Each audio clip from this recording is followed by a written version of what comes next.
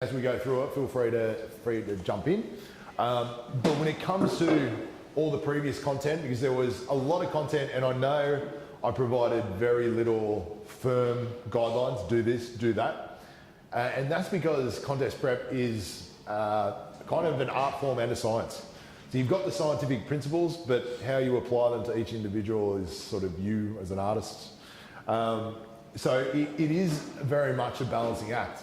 And like I said, I wish there was some firm guidelines I could give you, but you do have to balance out your nutrition and your training and your stress levels and look at everything and look at the time frame you have. Sometimes you have to break some of the rules.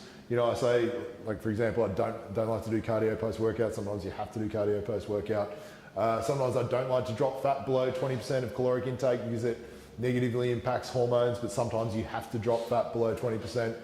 If the only alternative to that is to drop carbohydrates to nothing and completely impede performance, then that might be the step you have to take.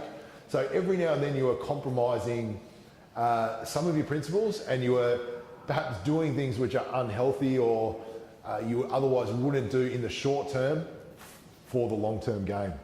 So it's the only way to 100% learn about contest prep is to contest prep people, in all honesty, because you find every individual is a little different and will respond to different things, and the more you do it, the easier it becomes.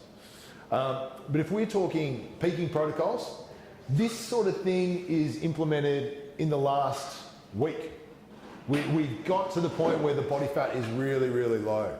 So then it's time to peak, to get on stage with maximum muscle volume, minimal subcutaneous fluid, and looking your absolute best. So a full muscle looks better than a flat muscle. Now, this is common terminology for bodybuilders, but to the everyday person, they're like, what's